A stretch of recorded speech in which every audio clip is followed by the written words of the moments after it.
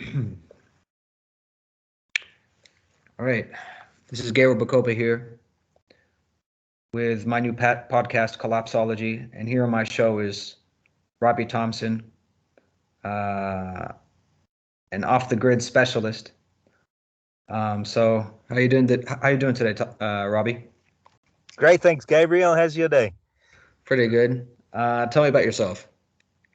Okay, yeah, I'm a musician, and I travel town to town, live van life. I run a club called or a group. It's quite big on Facebook called Off Grid Living, Leaving the Matrix.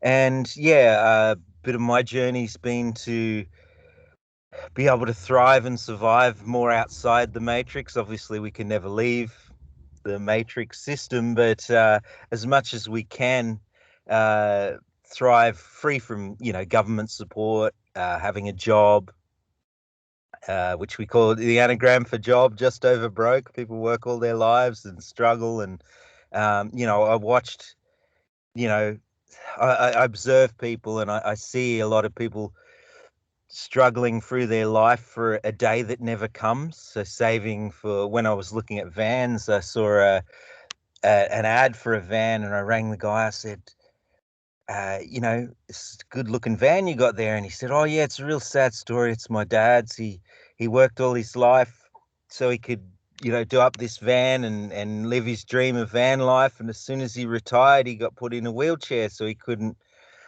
live his van dream. And I said, right, okay, I'm gonna go straight into the what they call the grey nomad in my 40s, and enjoy it while I can, and live life more in the now rather than work that grind 9 to 5, five or more days a week, 40 or more hours a week in a job that just pays us enough so we have to return the next week. And yeah, I found there's better ways than that. Yeah. Um, you call it the matrix system? Yeah, yeah. Well, so the matrix in etymology has other meanings, So, and my partner's done a really good video of that on a YouTube channel recently. But as far as what we commonly know the matrix system now as is to be, this structured system of control mechanism to keep humans at their worker bee status, just enough knowledge so they can go to work and be productive, but not really break free and live life free as we were meant to, as our ancestors. And I'm from Australia, so the original people of Australia once lived. They were more nomadic. They tend to not have, there's evidence that they did do farming practices, but Australia was once a state, a place where we had one of the largest forests in the world that's been deleted from history, and they were able to forage. So instead of work 8 hours a day to feed themselves and to keep their lives going, it's said that it was only about 2 to 3 hours at the most that they needed to forage for enough food for their family and be able to enjoy life out, in nature. So we think of ourselves so advanced now, but are we really? The world's being destroyed. There's concrete everywhere. There's, not as much beauty as there was, but there is still a lot of beauty to be seen. So Australia is such a large place. I could spend my whole life rediscovering.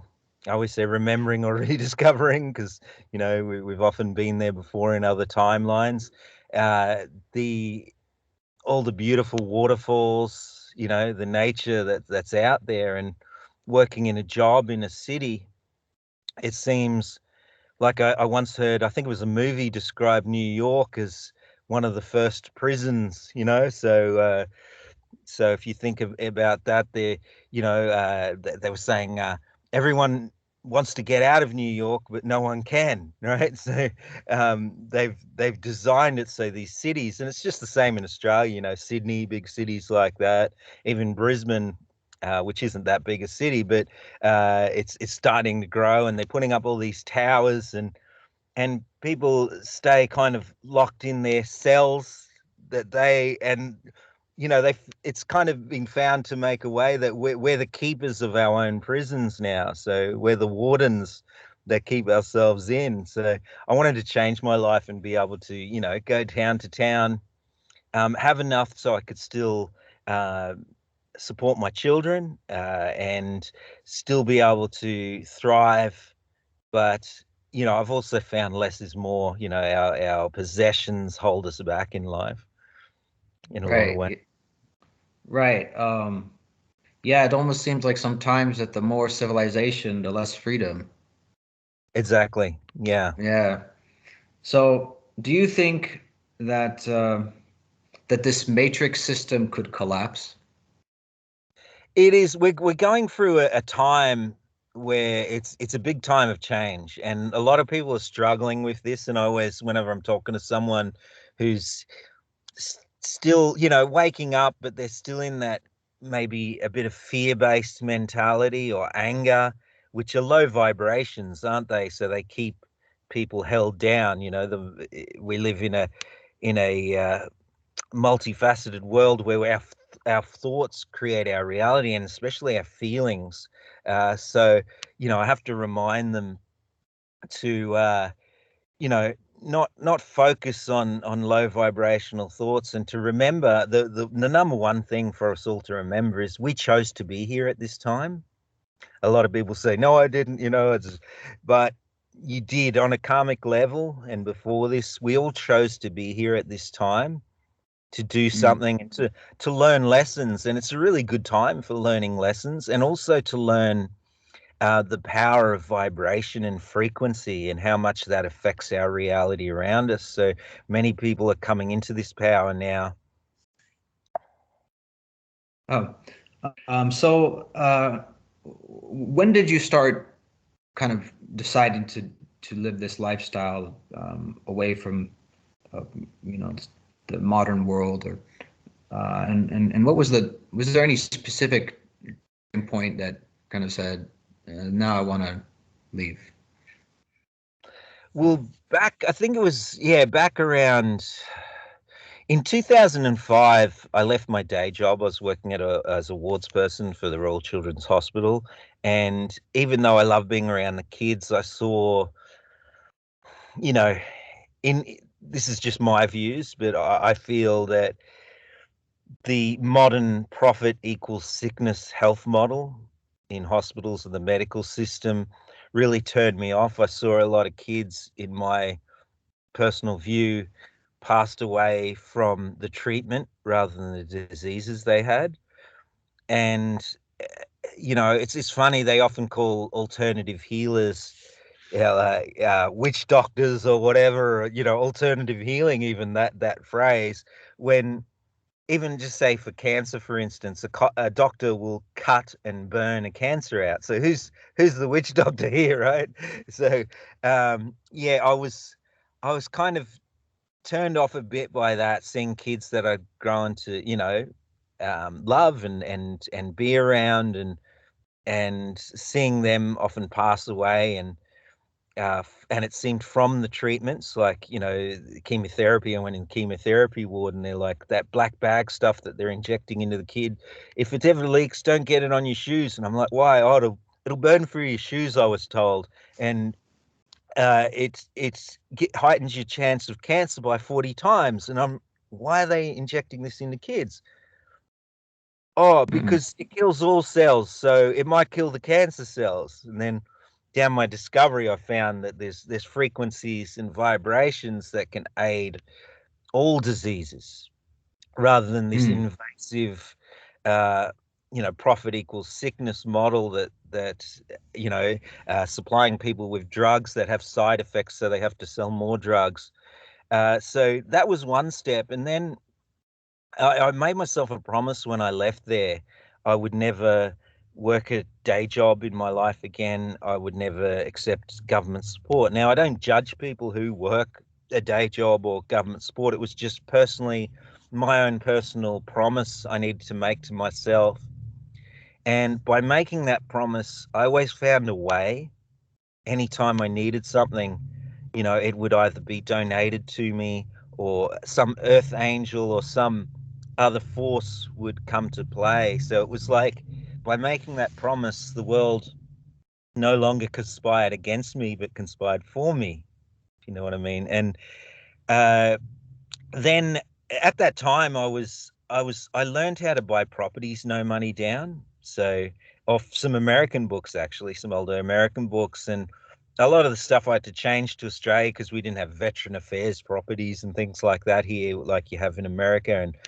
And but one thing I learned is, by using tonality and frequency, the vibration I'm at, I was able to purchase properties no money down. And this enabled me to buy quite a few properties and renovate them, and talk the banks into large loans, which I don't agree with anymore. I don't agree with large lots of debt, but it was sustainable at the time because the property market kept coming up. And I would rent these properties out after I'd renovate them. They'd increase in value because the value would come in and say, "Oh, it looks like you've done $100,000 renovation." I'll be like, silently to myself, I did it all myself for 10,000, but I'm glad it looks like that, right? And I would increase the equity in these properties. But then 2008 obviously came, and there was a crash, worldwide crash in things. At that time, I was featured in an Australian property investor magazine, the biggest one in Australia, for the renovations I'd done, and kind of had to reinvent what I was doing. So I also, at that time, was running a business. I was teaching people how to build their websites and mentoring business owners how to be online. But I found the more money I earned, more taxes I pay, the more, and there's that keeping up with the Joneses sort of thing. I was living on the Gold Coast, and, I ran the Gold Coast Business Club, and, there was that societal pressure. Oh, these guys have got Audis or nice cars, and it didn't feel like a resonance to where I was going. And I think I was working a lot and kind of drinking myself to death at night. So, I was putting in about 60 hours or more a week in work, and then afterwards I couldn't sleep. So I'd go out and binge drink.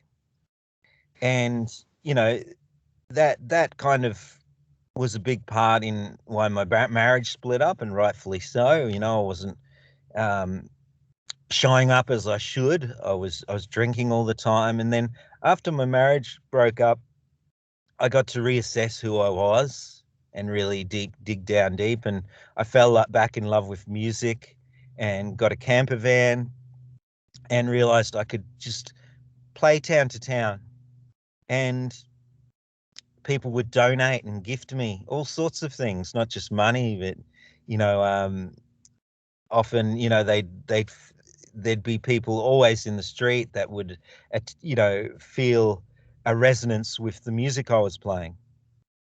And, I'd get all sorts of things: crystals, food, offers to stay on properties, although I'd always turn that down because after I play, or I present on workshops on off-grid living these days and things like that.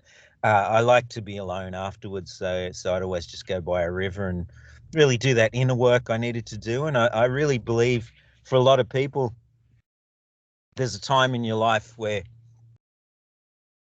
some call it a midlife crisis, but it's actually a time to go into nature and find yourself. So, do you, if the globe collapses, or let's say USA collapses, how do you think it'll pan out? Do you think it'll be economic? Do you think it'll be war, climate catastrophe? And let's say there is a collapse. Let's say I'm living here in California, and there's a collapse. Do you think going off the grid is a good idea? Okay, that first question, what do I think's going to happen? There's many timelines. So there's many possible timelines, and we are the creators. That's one thing I think people need to keep in mind, is that we are the creators of our reality around us. So you might have seen, for Australia, example, when they had in Melbourne, you might have heard they were locked down for a long time. And then all of a sudden, there's earthquake tremors around Melbourne.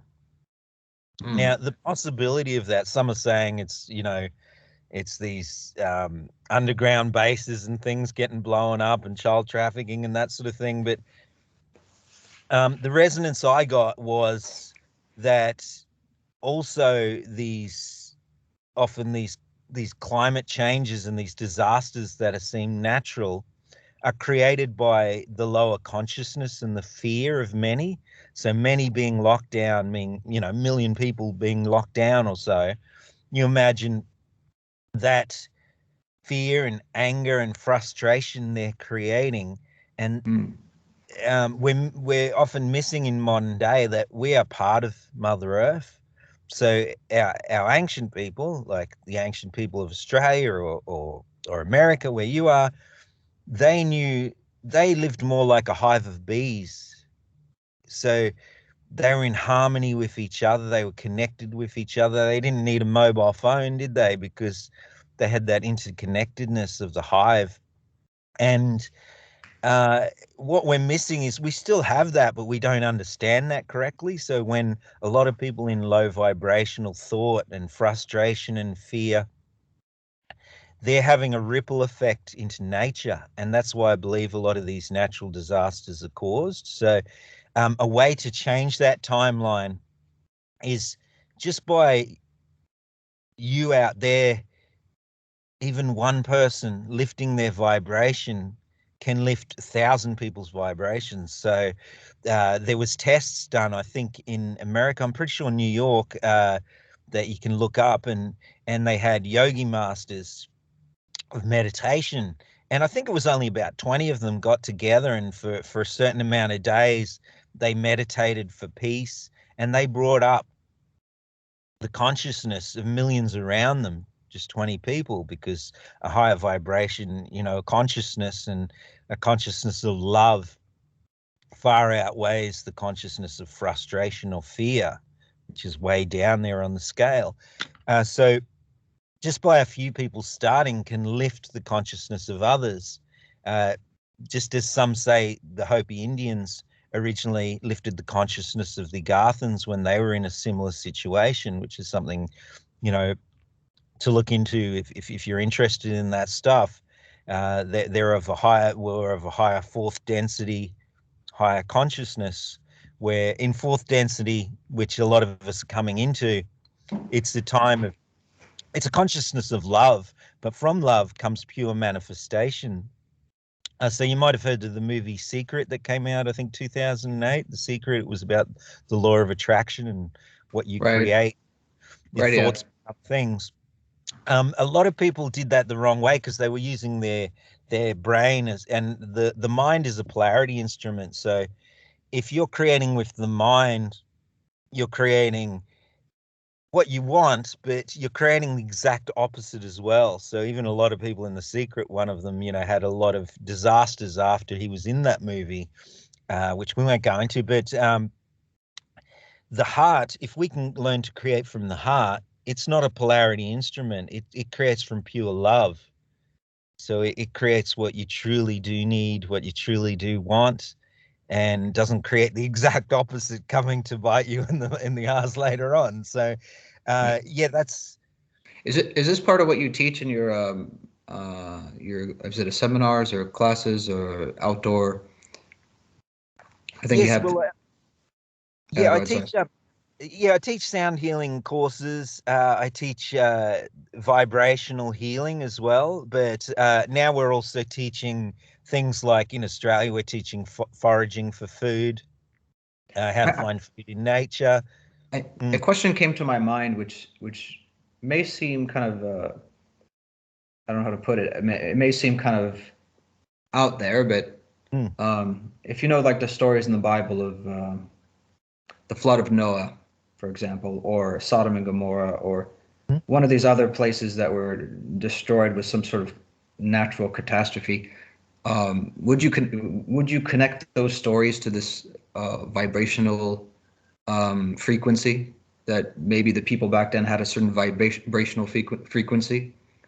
Oh yes, definitely. So what we're seeing is floods across other lands on the earth at the moment, tsunamis.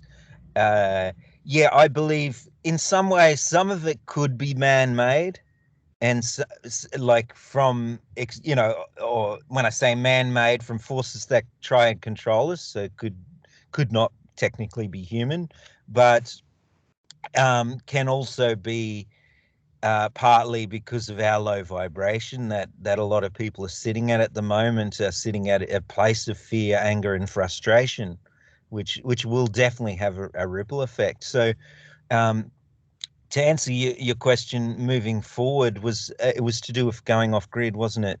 Will that help? Oh, right. Yeah. Yeah. If let's say there's a war, civil war in USA, or World War III, or just general economic collapse, do you think it would help? I believe people following their heart, whatever it is. So off grid isn't for everyone. It might suit, say, you or I. Van life. When I first went into van life was about 7 years ago now, and all my friends were saying, "Oh, you'll last a month in that thing." And I lasted 7 years just traveling town to town, living that way, and I still love it. Actually, every day I love it more. Uh, so So, it's not for everyone, but we're helping start up a lot of communities at the moment, and around Australia, and on the group there's communities starting all around the world, in America, in Spain, in Italy. So for those people, yes, they'll be resonating at a happy frequency. For those who want to stay inside more the matrix world, it's about finding what they love in there. So people go in different directions. Some people will find their love in the metaverse or whatever's coming internet wise in a box, and they shouldn't be judged or be felt to be different. They should be allowed to flourish how they want to flourish. And I think the biggest way to how a lot of people are waking up to even evil powers in the world, the way to convert them isn't to fight them, it's to send them love. And the way to mm. turn something into love is to send it love. So, do you think these vibrational frequencies now with social media and everything, that there tends to be a lot of tension, polarization between groups now, especially in the United States. I don't know about Australia, but here there's a very big tension between the Republicans and the Democrats, or let's say the right and the left. And you generally feel in America a state of maybe what you're saying of kind of these negative vibrations of anger and frustration. I was at a school board meeting here, and I wanted to speak about something, and there were maybe 200 or 300 protesters against the vaccines for kids, and I was shocked because 25 years ago you would never see something like this at a city council here. So I generally see in America a very tense vibration, or a lot of anger between the different groups. So, Yeah. what's your take on that? Well, it's again these entities that want to control us and have for quite a while, but they're losing their grip. Their biggest play in the game is to create divide. So to understand that in America, the Democrats and Republicans are created by the same entity, right? So to Mm. create divide, it's just they're controlled. It's like that old saying: it doesn't matter who wins the race as a president, the president is just a puppet for the same people. So Right. whether Democrats or Republicans win, they're still controlled by the bankers and the ones that own, the few families, the very few families that, if you trace back, just every big company in the world is owned by them. So Do Go ahead. Sorry. yeah, if you trace the money trail, That's where it comes back to. They're the ones that and they're losing control, and that's why there's probably this big push against, controlling people more, not letting feel like they can be off grid. But they lose control because they in this game, for some reason, there's always free will, whether we believe it or not. Some people believe, they were coerced to have the jab, or they were coerced to do this job. No, they weren't. They always had free will. They just felt they were coerced. I'm going to take a short break, and in a moment we'll be back to talk with Robbie Thompson about surviving off the grid.